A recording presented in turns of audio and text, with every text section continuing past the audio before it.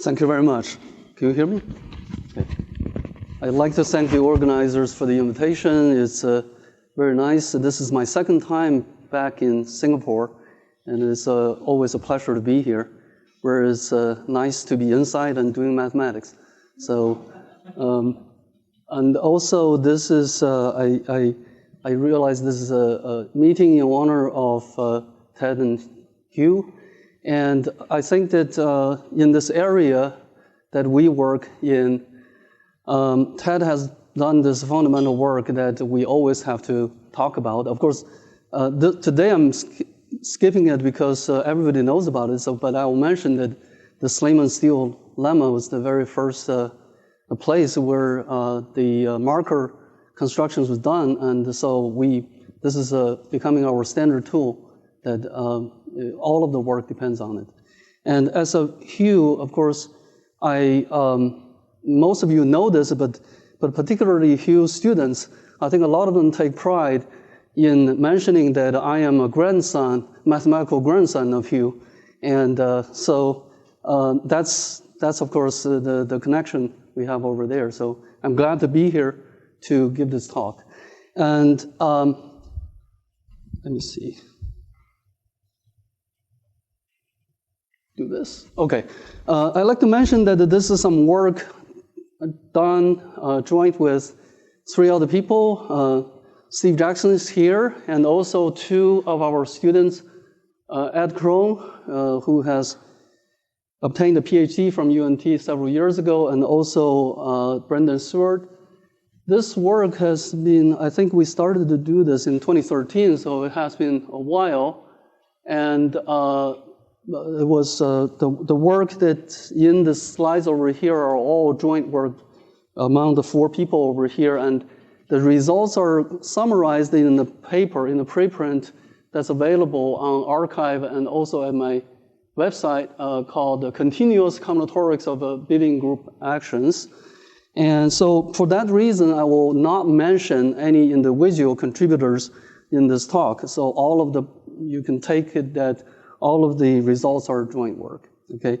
And so when I first was asked to actually prepare a talk for this conference, I thought that what I'm talking about is neither higher recursion theory nor set theory. I'm sorry about that, but it actually started from, of course, descriptive set theoretic questions, and we thought of this as a huge curiosity over here, and I'll tell you what the problems are.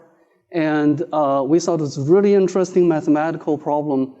And so we didn't care whether it was either set theory or higher recursion theory. But it turns out that it has some connection to recursion theory. And so far, the connection you will see is not higher yet. So, but I think that it has the potential to have a connection over there. So we'll see, okay? Let me just tell you about the setup of this. Of course, we study the so-called Bernoulli shifts and the Katy graph that's induced by these actions. So a Bernoulli shift is when you start with a countable group and you let the group act on. The shift itself is usually the space 2 to the g. So you have this group, you put a 0, 1 value on every element of the group, and that gives you the space 2 to the g, and then you use the group element to shift the elements of the space. So when you have finitely generated group, usually there's a Katy graph that are associated with the group if you identify a finite set of generators. In this case, we consider the generators, for example, symmetric set of generators, and then there's usually a Katy graph on the graph, and that Katy graph very often will transfer to the Bernoulli shift itself.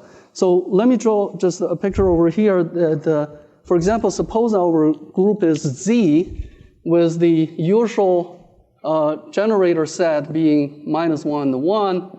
If I try to make it symmetric, then a typical element of the space will be sort of an action of +1 will take you from one element to the other and the action for -1 will take you back, and this will generate, it gives you in general, a structure of just a line, basically.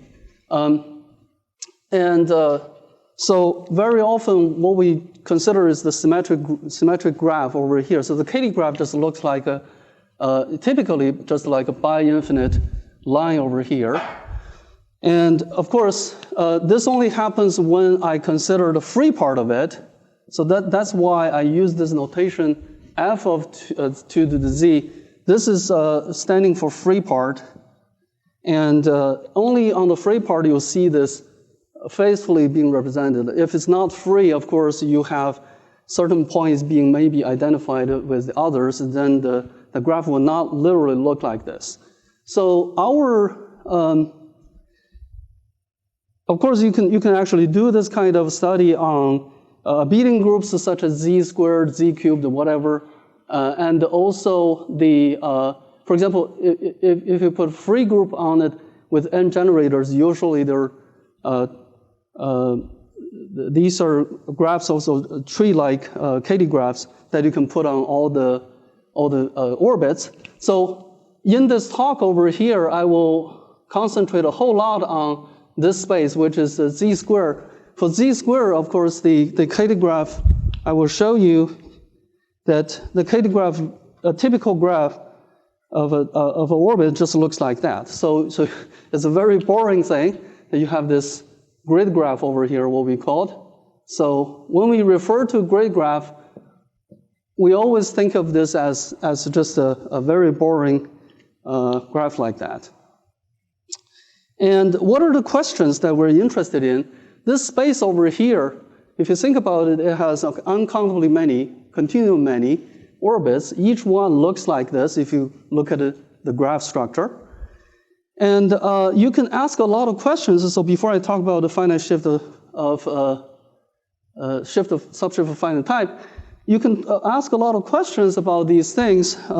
For example, the one typical question that was asked some time ago was, what is the chromatic number for this space over here? In other words, if you try to color each node with a color, like 0 or 1 or 2 or 3, how many colors do you need in order to be able to color in a way so that adjacent vertices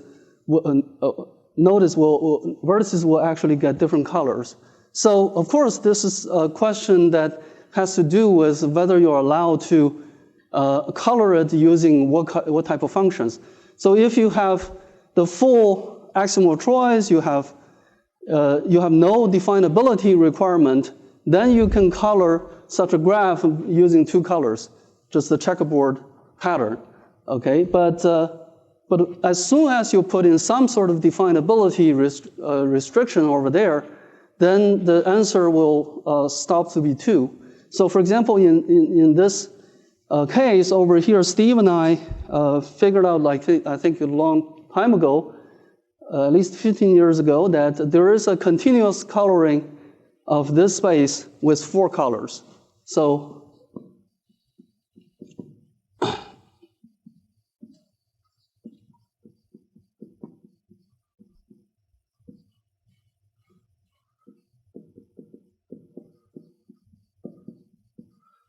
but for quite a while, this was the only thing we know, and we weren't quite sure whether this was optimal or whether you could actually improve it to 3. What about if you allow Borel functions rather than just the continuous function? Was the answer. So now, of course, we figured out all of these. The answer is now that the chromatic number, if you use continuous functions, then 4 is the optimal answer. So the continuous chromatic number for f of 2 to the z squared is 4. And then later on, we also figured out, so let me just say continuous chromatic number. So let me just use this.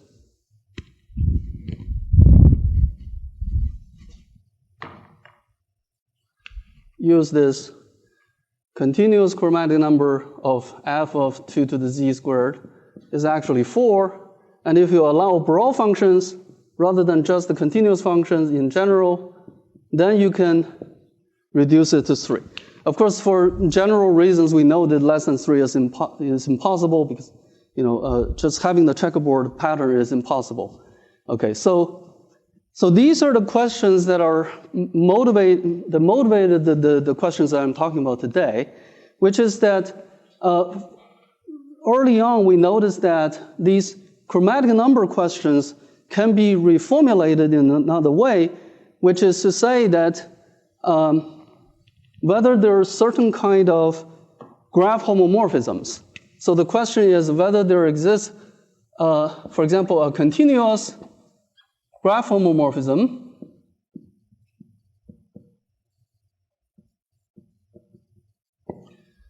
because this is a graph over here that I just talked about from this f of 2 to the z squared, for example, to, let's just say 3,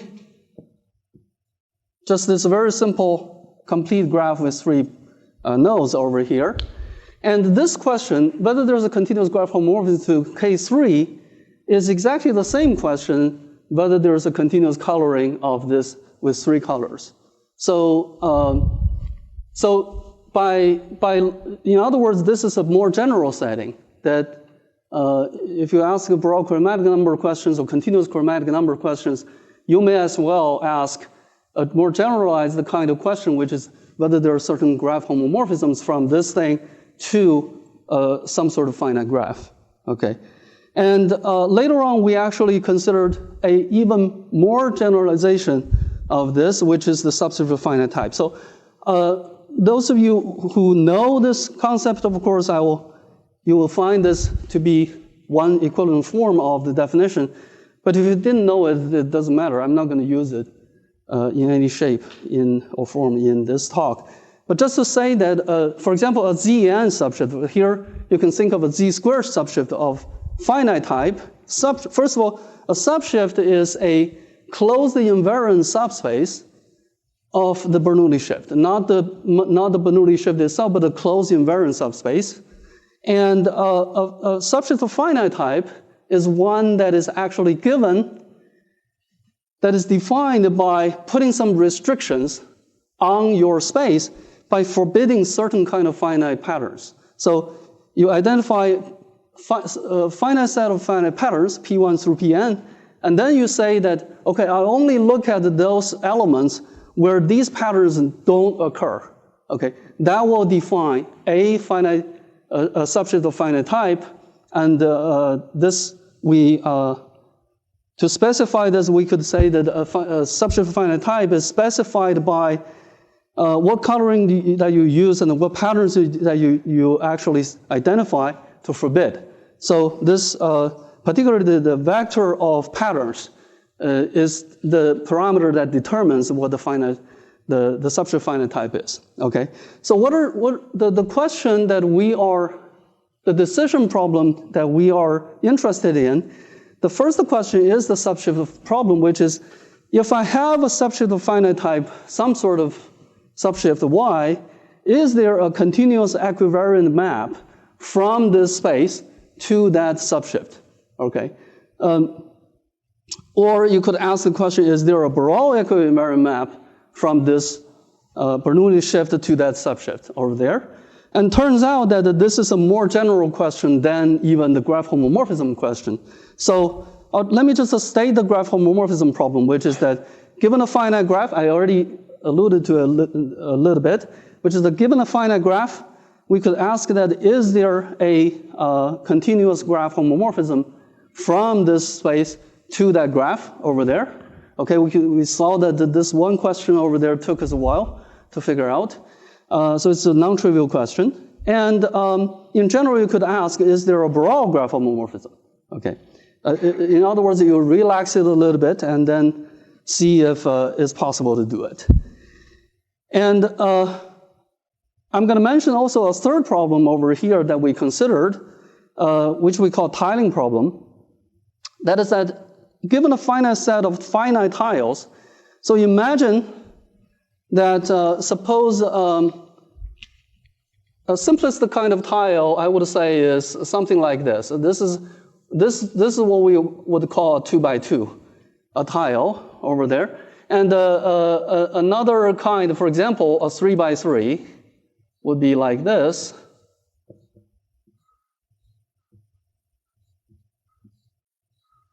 A 3 by 3. Okay, so if we say 2 by 3, it will be something like this. This is 2 by 3, or 3 by 2.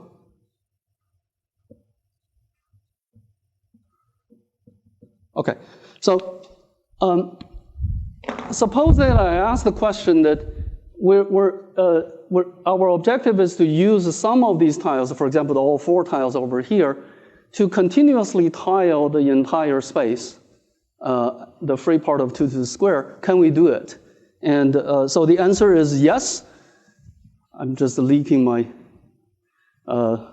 So anyway, and later on we'll see that suppose that I'm restricting my attention to 2 by 2 and 3 by 3, and now these other 2 kinds, we don't know the answer so far. But it's possible to continuously tile the whole space. But I'd like to mention that both these graph homomorphism problem and the tiling problem are instances of subshift problem. So because in the subshift, for example, the tiling problem is one that you can specify by saying that certain patterns are forbidden. Okay, and a graph homomorphism is another one.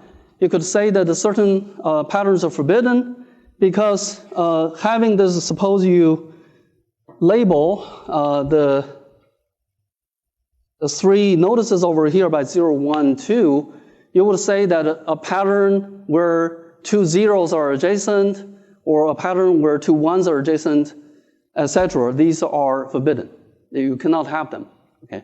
So as long as you specify this finite set of tiles, you can turn this graph homomorphism problem into a subshift problem, and you can turn the tiling problem into a subshift problem. Okay. So the subshift problem is actually the most general, and the graph homomorphism is a subproblem, and the tiling problem is yet another kind of restriction. So the situation here is that we know some answers to some instances of these questions, but in general, of course, we don't know. There are a lot of answers that we don't know. Okay, so I'm gonna just continue by some examples, and here I already talked about the chromatic number problem. What is the continuous chromatic number of something like a 2 to the f of 2 to the zn, and that is actually, like I said, just a graph homomorphism problem. Okay, and I already also talked about the answer to this. The continuous number is 4, and the Borel number is 3. Okay, here is a slightly more interesting example. Now I'm going crazy to consider all sorts of finite graphs. And here is one graph, which is, we took this example because it has a name. It's called a Peterson graph. And so, as you can see, it has 2 pentagons over there connected in a certain fashion over there. There's a star inside and pentagon outside.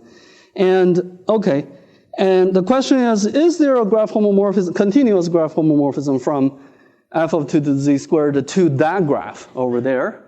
And, okay, so I can just quickly say that the answer is no. You cannot have a continuous graph homomorphism from f of 2 squared to the Peterson graph. Why? Because the Peterson graph has a 3 coloring, and the 3 coloring is specified over there.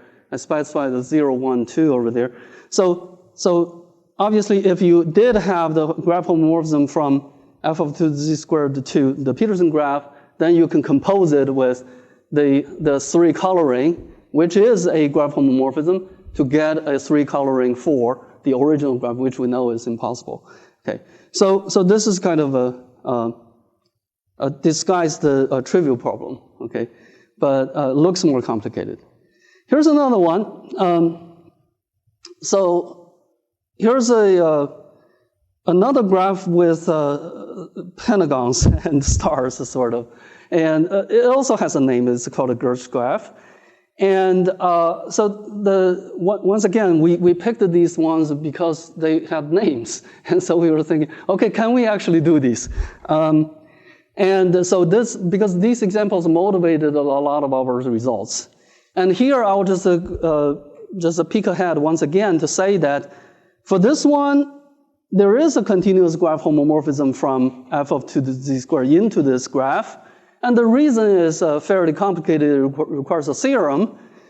But let me just tell you like what that the condition of the theorem says, which is that we're looking for some kind of feature in the graph. In this graph over here, the feature we look at is an odd cycle, what we call gamma over here, that starts with the node 0, go to 1 and 2, and then 3, and then go back to 9 rather than 4, and then back to 0. That's a 5 cycle over there, length 5, okay? And so what are we looking at them? So this is why I realized that I didn't have this slide. I should have this slide, so I drew it over here. So the feature is this. If you look at the 0 to 1 to 2 to 3 to 9 to 0, they're of course connected. Here, these are the edges that I'm duplicating over here. And then what we notice is that you can actually fill this grid graph over here. It's a very regular grid graph, which has this following feature.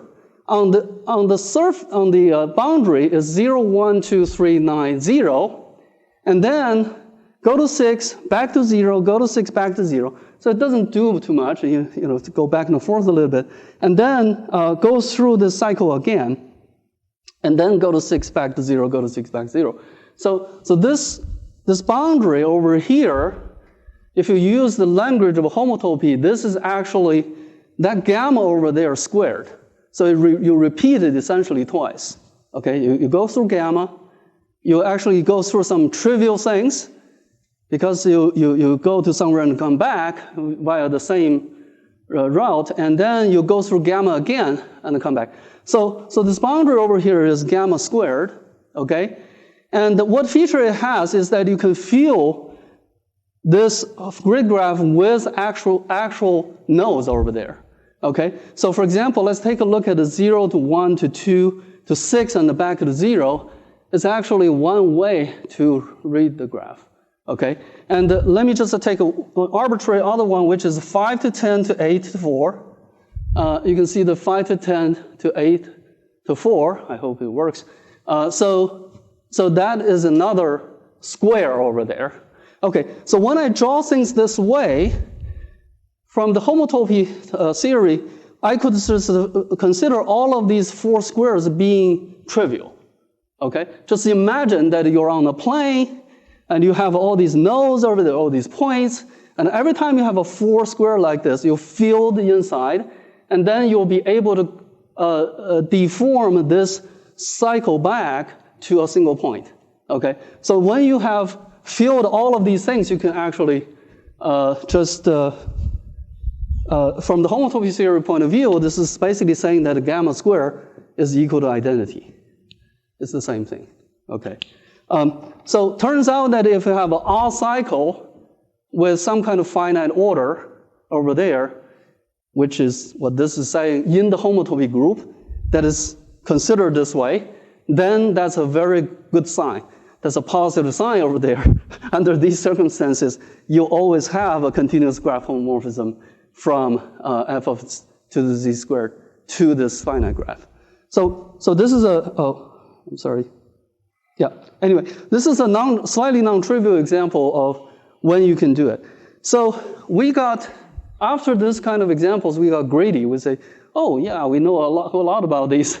So we may as well actually find a very simple condition maybe to tell which ones that we can do it, which one we can't. So in the rest of the talk, I will just try to focus on just these examples. So here is the other example about the tiling problem. I already said a little bit. So early on, we know that we were able to use these 4 tiles to tile the entire space. And also, we proved the theorems at some point saying that if you, using these 4 tiles, if you remove the smallest one and try to use only these 3, then the answer is no, you cannot continuously tile the whole space. Or if you forbid to use this one, but only use these 3 tiles over here, you cannot do it either. But so far, so we know that we cannot remove the smaller one, the small one, the big one, okay? But what about if we remove the intermediate one, just using these 2? So far, we don't know the answer, okay? In a moment, you will see that one might be able to find out the answer by running a computer program. So, but we haven't done it. So maybe this is a good project for one of the undergraduate students or something. I don't know. Okay. Anyway, the 3 decision problems, like I said, have this. This is a repeat of the previous slides. Have this relationship. So I am going to focus in the rest of the talk on just this graph homomorphism problem, just the graph homomorphism problem, just the continuous version, and just n equal to 2. Okay, just because these are the only circumstances that we know some answers. The other cases is pretty much all open. Okay, except for n equal to 1. So okay. So let me repeat the question. So we got greedy. We basically say, oh, for a lot of graphs, we are able to find the answers and etc. So, but then can we actually just address this overall question? For which finite graph is there a continuous graph homomorphism from this space to that finite graph gamma? Okay. All right. So then we have some answers. So the main theorem over here is that you consider this a decision problem because these are finite graphs that can be coded by natural numbers, and it is a sigma 0, 1 problem, turns out, and it is of course not recursive. It's sigma 0, 1 complete. So that's why I'm saying that this is far from higher recursion. But if you, I think that in the future, an interesting question is to consider the Borel question. Is to say, is there a Borel graph homomorphism, etc.? There's a chance that there are some, the answers becomes maybe going up a few levels. I don't know, but at this point, we pretty much have no results over there. Okay, so forgive me if you consider this too low a level to be on, but I still think that this is quite interesting. Especially, I want to share with you some the ideas of for the proofs. Okay, okay. So why is that problem a sigma 0, 1 problem? So this was unexpected at some point because when we begin to formulate the question, it was not really clear that this is going to be just on the recursive level, right? So, the main theorem that helps answer that question is why is it a sigma 0, 1? Is this what we call the 12-tile theorem? So I'll just go ahead and describe this theorem over here. It provides a theoretical answer to the continuous graph homomorphism problem for f of z to the z squared. So basically what we're saying is, I'm going to just erase all of these, is that it's possible to answer this question if you replace it by a gamma, given a gamma, it's possible to replace this question by, here is 2 to the z squared. The question is whether there is something like that. It's possible to check infinitely many graphs where we call, oops, sorry, where are we? Here we go. There are infinitely many graphs that we call the gamma n pq. So of course, these are n smaller than p, smaller than q, where p and q are co-prime. Okay. So basically, the smallest such is gamma 1 to 3, and then you go on to specify all other, 2, 3, 4, or you go ahead and specify all other MPQs. But there are only finally countably many of them. And you can come back and check whether all this works. Okay. And the answer, each one of this is a finite graph, which I will describe. And the answer is that as long as there is one such graph satisfying this, one such graph that you can successfully establish a graph homomorphism, then this answer is yes. Okay. Otherwise, the answer is no. So this is why, of course, now this becomes a finite problem. Just the one gamma MPQ, whether there's a graph homomorphism to a finite graph, that's a finite problem, and so this becomes sigma 0, 1. So it becomes a searching. Yes?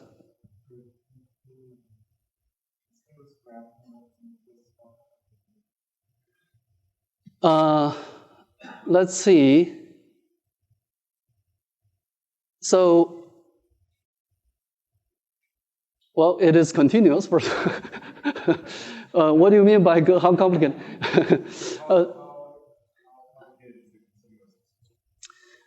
I don't think we actually look at that in detail, but I suppose that I don't know the outright answer, but it's supposed to be it might be read off the proof, So.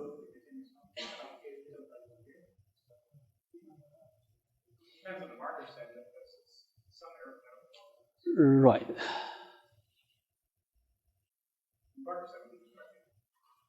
That's right. That's right. Right. The marker set, I think even that we can actually specify it's very low. It's not really the marker set. There's a Clopin marker set first of all, and you can improve it into.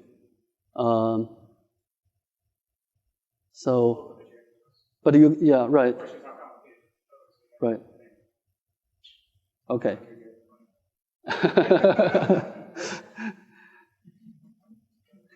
Okay, so let me just go ahead and describe the 12 tiles graph, which is this gamma MPQ, the mysterious one.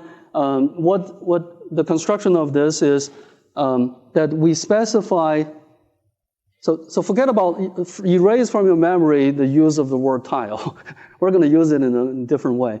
So it comes from 12 grid graphs. Every grid graph is something like this. Okay, so it comes from 12 grid graphs, and eventually we're gonna actually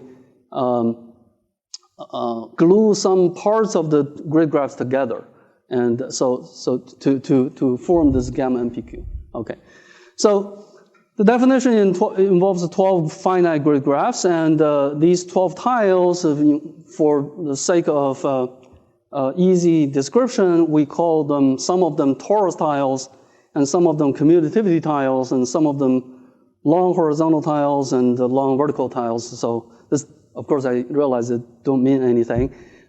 So here is the very first two torus tiles. Okay, so let's take a look at the tile on the left-hand side. How do we read this? Okay, this is a m plus p times m plus p tile. Okay, so there's a, maybe I should just go ahead and draw this on the board over here. So this part is n, and this part is p, n and p, because these are, of course, specified parameters. The very first one has nothing to do with q, okay? So, and then within this part, this is n over here, okay? This is n. In other words, this is n, and this is p minus n, okay? All right, same thing here, this n, p minus n, and n, okay? So this is a grid graph. And on the corner over here, we call it a cross, we just give it a label, okay? So this label, we call it the R cross, it's just a label. When we give this label, what we mean is that eventually, all of these nodes inside this part will be identified with the nodes inside this part in an identical way. Like basically, the very first node over here will be identified with the first node, and the second node here will be identified with the second node, etc. So so these smaller part of the tiles with the same labels, they will be identified altogether. Okay. And then, oops, I shouldn't have. Yeah. And then there are several other kinds which we also want to label together, which is here is R sub A, and here's R sub A. So these two will be actually glued together. Okay. And then there's another kind which is we call R sub C. This is just notation. Okay. And these will be glued together. So for that reason, now you recognize that this is a torus, like because basically you wrap it around and then wrap it around again. So this is why it's called a torus tile. Okay. And the second torus tile is actually similar but slightly different, where the vertical length becomes Q rather than P. Okay, Q is the other longer thing, so that's why we drew it a little bit longer. And we call that part R sub B because it's a different one from R sub A. But once again, all of the R sub B parts should be identified together. Okay. Now, just with these two torus tiles, eventually, because of the way that we give certain different parts and different labels, eventually all of these R crosses will be identified together. Okay. So imagine that this graph is actually smaller than what's being described over here, but it has a more complicated structure. Okay. So from now on, I can actually go quicker, I think, to describe these other tiles. You have probably seen the pattern over here. The other torus tiles will be to have n plus p times n plus q, and then n plus q times n plus q. Okay, these are the two other tiles. And once again, the different lengths and et cetera will correspond to parts that should be identified together. Okay. And what about commutativity tiles? These are, once again, these labels, RA, RB, RC, RD, and R cross are all of the different parts that we will ever glue together. Okay. So the commutativity tiles, for example, will be like this. We call it a commutativity tile because it looks like it's replacing RD followed by RC by RC followed by RD. So it's kind of a, if you read, in fact, if you read this, the way that you read the homotopy, for example, this is not really commutativity. But it looks like, because in our construction, we rely on these things to switch orders of things. Okay. And then the vertical ones, it's similar. And here are some others. Okay. The long horizontal tiles, we also need, this is long because on the top edge we put Q copies of R sub C, followed by Q plus 1 copies of R cross, interspersed over there. And on the lower edge, we put P copies of RD, so you can check that all of these dimensions work out. Okay. So in other words, we can replace a large number of copies of RC followed by R cross by copies of RD followed by R cross. And so, in fact, I'm omitting one of the long horizontal tiles, I think, no, here. So this one is to switch back. We also want to be able to switch it back. And this is a part of the long vertical tiles. It looks the same, you just change the orientation. Okay, so anyway, you got the idea of this. When it gets down to details, it's actually pretty boring because you just basically exhaust pretty much all of the basic constructions that we need over there. And so they boils down to 12 of them. Okay. When you put all of them together, like I said, this gives you one graph. Okay, with each n, p, q, this gives you one finite graph over there. The smallest of such 12 tiles graph is gamma 1, 2, 3, as I mentioned over there. If you care to count, they have 60 nodes and 180 edges. So that's what I mean that it's rather difficult still to work with them, even if they're finite. And so one of the questions, for example, the 2 by 2 and the 3 by 3 tiling question is just that suppose that you are able to tile just this thing, gamma 1 to 3 over here, by 2 by 2, 3 by 3, then you should be able to tile everything. Of course, this is not very likely, so you probably need to go to some bigger graphs over there.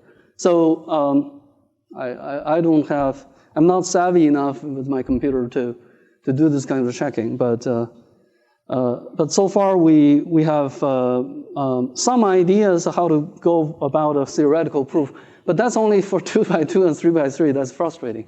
So anyway, but if you look at these 12 tiles theorem,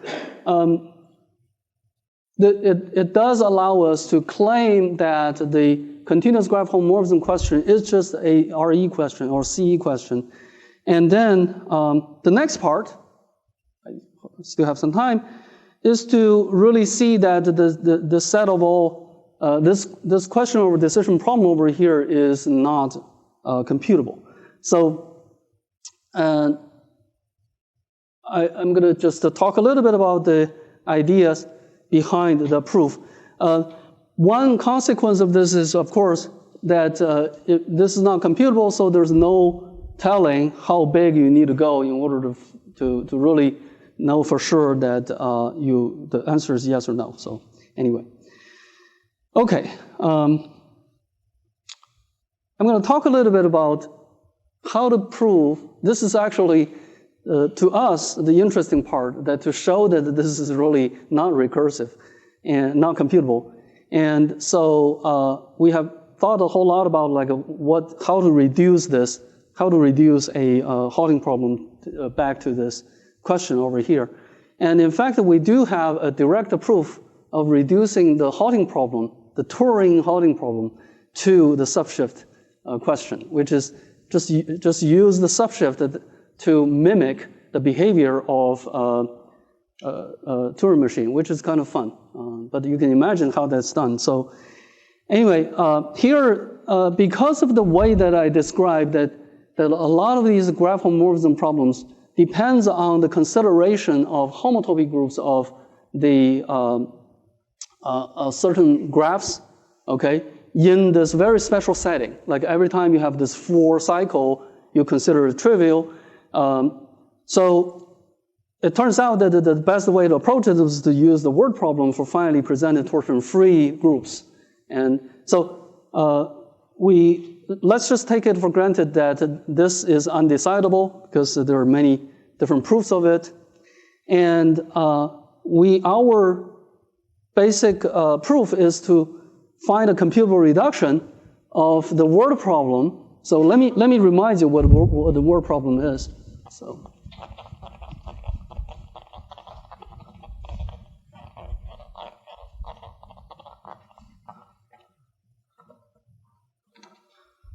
So in general, if you have a finally presented groups,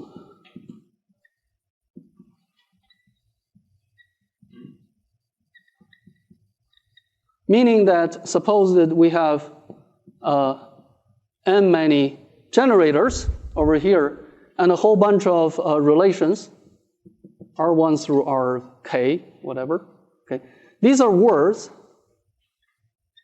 that specify. For example, this one could say A1, A2, inverse A3, A1 that means that this is identity and etc. So so then there are finally many of these words that specify the relations and finally many generators. This is a finally presented group. In general, if we are given a finite presentation like this and a word W, okay, in A1 through AN, of course that is the instance of the word problem. And the question is whether this word is identity in this group over here. We all know that that's undecidable. And okay, and so that's why I want to put it on the board over here. Apparently I use a different kind of different index, K here and L here. It doesn't matter.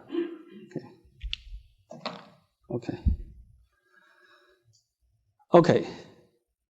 And so if you think about it, we just need to, given any such presentation, our job is to create a finite graph. And then this finite graph will eventually have the property whether there's a continuous homomorphism from this to the finite graph. Will have different answers depending on this word is 1 or not. Okay, so the construction, let me just describe the construction over here and put it on the board.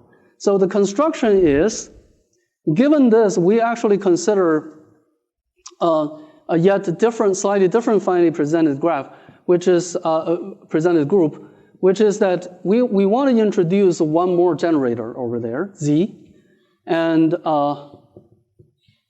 also one more, let's see, yes, one more relation, which is to put Z squared equal to W, okay, for technical reasons. This W is this one, the word W, okay. And so once again,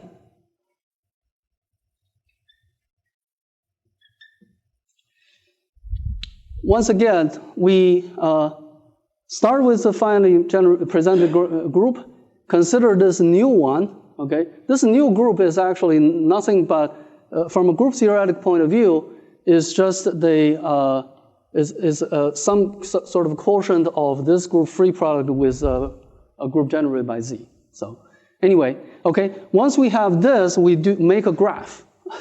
How do we make a graph? The construction is like this. So we identify a central point, and for each of these A1 through AK, we introduce a cycle of even length. So here's a cycle, in this way. This is even length corresponding to A1, and then another cycle of even length corresponding to A2, etc. Okay.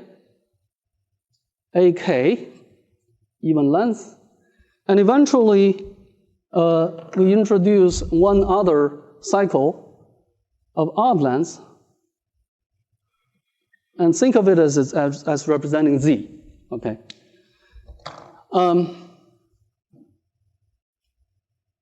Okay, that's the correspond this part over there, and what about these words over there? So, for example, R1 could be some word that actually say A1, A2 inverse, and A3, and A1 again, okay? So when we have a word like that, so you could actually, suppose I'm just working with, let me erase this part.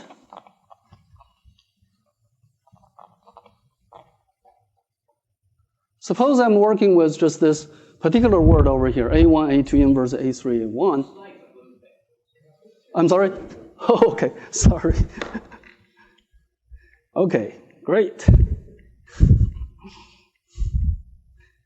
Yeah, I mean, this is what I'm trying to say, but I think it's better to draw the picture. Okay, suppose I'm talking about A1. Of course, there are certain kind of further restrictions, but I need this to be super long. And A2 inverse, is that A2 inverse? Yes. And then A1, but I want to be able to wrap them up, like say A1, and then A3, sorry, and A1 again. Because if you think about it, all of these will eventually come back to this point. So it's possible to think of them as going somewhere, going somewhere, going somewhere, and eventually come back, okay? But when I have this word over here, R1, I have this loop, okay? I'm gonna do some massaging over here so that the loop becomes the boundary of a potential grid graph, okay? So you can do the calculation and say, I need this to be how long, I need this to be how long, etc. Okay, so then you do this grid graph. Of course, this is not necessarily a square. So as long as you have these even ones, you should be okay. Okay, and create a nice interior over here. So maybe eventually what you have is this part is A1, and from here to here is A2 inverse, and then you have A3, and you have A1, again, something like that, okay? And then what happens next is you just go ahead and fill in this by introducing a whole bunch of new nodes.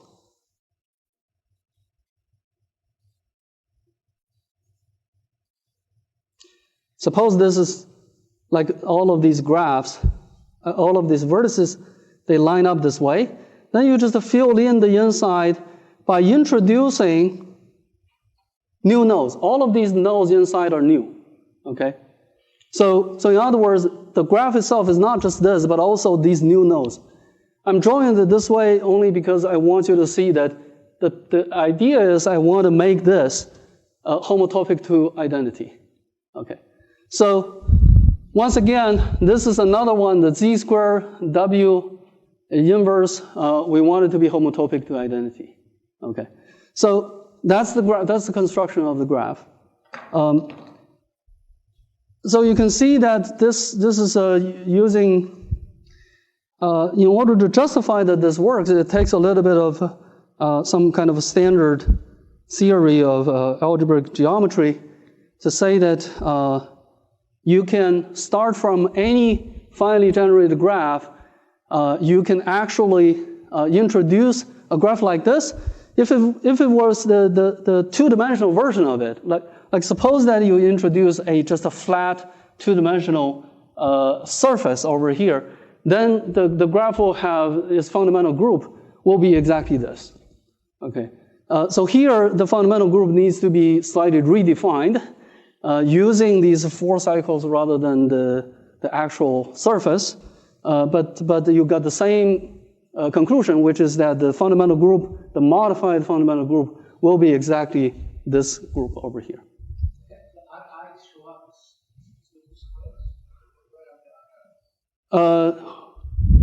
The i's, for example, R1, no, R1 is, I was assuming that R1 was this word, okay? A1, A2 inverse, A3 inverse. It shows up, yes, it shows up as the boundary, so the whole thing will eventually be homotopic to 1. Yes, right. Okay. So that's the construction, and of course, it takes too long to prove this because the whole thing, this part was a automation. At first, we thought, okay, we can write it up in 20 pages or something. And then it grew and grew, and after 5 years, it grew to 110 pages. So I hope it's now readable. So that's the hope. But anyway, the two conditions that we use to justify that this graph works, one of them I already mentioned a little bit, which is that if there's an odd length cycle, which has finite order in this modified fundamental group, then there is a continuous graph homomorphism that you can construct. So this construction is really like just a marker set construction. Of course, I don't have time to go into the details. And we need also a negative condition in order to say that when this word is not 1, then this graph, well, there's no continuous graph homomorphism to this graph. Okay. So for that, the theorem behind it is the following thing, is that suppose that our setup is there's this n, there's this p, there's this q. Okay. Suppose that for any p cycle in this graph, you repeat it q times, okay, then this in the homotopy group, this gamma to the q is not a pth power. It's not the pth power of anything. Okay. Then there is no continuous graph homomorphism from the graph f of 2 to the square 2 gamma. So this is the part that takes, I think, the most argument. But it's also a lot of fun because we have to really work with word problems. And we have to really work with this particular construction over here and come up with like a unique readability, criteria for words and etc. and to work with this condition over here. So my whole point was that it was a lot of fun. So, okay, this is pretty much it. And about our main theorem, I just want to mention that if you go back to dimension 1, everything is decidable. That's great news over there. The continuous graph homomorphism problem is decidable. And in fact, the continuous subshift finite type problem is also decidable. And what is curious over there is also that this was the only contest, the one dimension was the only contest that we were able to consider actually the Borel version of the problem. And the curiosity over there is that it actually turns out to have the same answer. Like, it is decidable and the condition is the same. So there is a continuous answer, like this answer is positive, if and only if there is a Borel answer. So that's the curious thing. Of course, not every Borel, for example, homomorphism is continuous. It's just that when you have a Borel one, you can actually find a continuous one. So this is what I was trying to, okay, to give a summary for n equal to 1, the answer is no. I wouldn't say it's totally trivial, but it's easy. And for n equal to 2, this is the answer. And modulo that we don't know the answer to the tiling problem. We don't know that. Okay.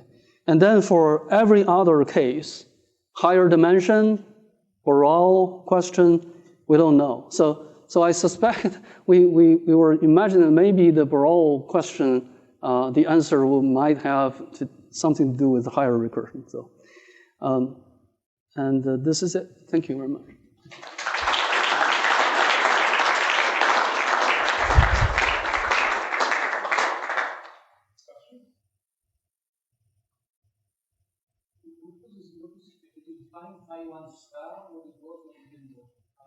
Oh, the Pi1 star gamma was that modified fundamental group. Okay, so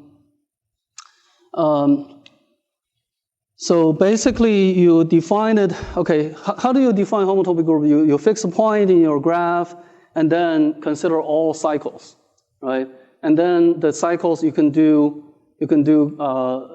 operations, right? And then there is just that, just like I said, if you have a cycle, suppose this is a cycle that consists of just the 4 points over here, this would allow you to actually deform it back to a single point. So that cycle will be identity. Yeah, right. So for example, like things like this.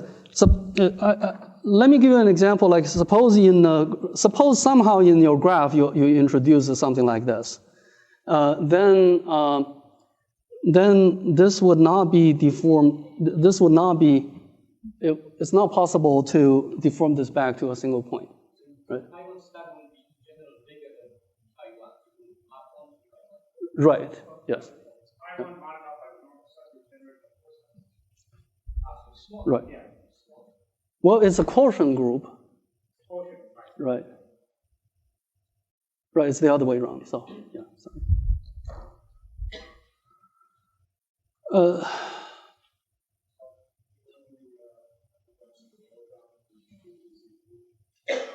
Say it again. Do you have any upper bounds or lower bounds? For higher dimension or for z cubed? Okay. Okay. Let's consider, for example, the continuous question, right? We believe that is the same answer. It's a sigma 01 complete problem, and we have some ideas how to replicate the 12 tiles theorem over there. Of course, it won't be 12 tiles. It will be, I don't know, 26 tiles or whatever. And we have some ideas how to do that, but so far we don't see really the value of it to put, for example, a couple dozen pages of arguments. So the suspicion is that it probably have the same answer.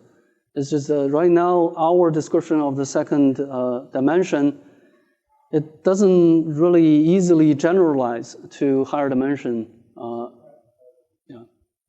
Yeah.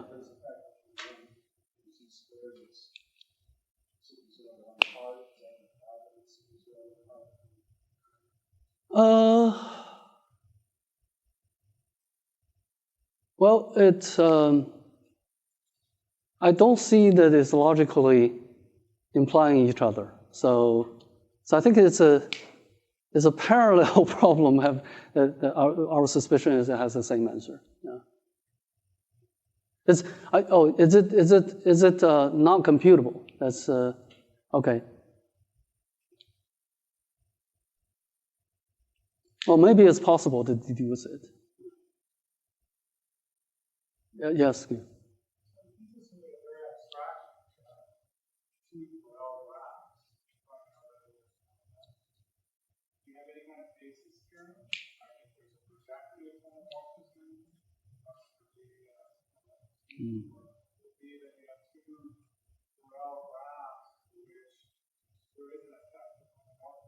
Mm-hmm.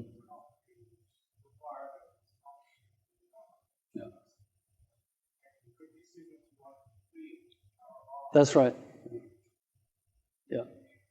Well, I don't think we have any idea beyond the stated results over here. Maybe Andrew has some other examples in mind, but definitely I think that that's a general direction, that there are so many questions that could be considered. Thank you. Right. Exactly. All we have, even for this case, the broad case, we're not very clear. But of course, that will take a different approach to actually try to say something like that. So, I mean, maybe all of us can work on this. Thank you. Thanks again. Okay, thank you.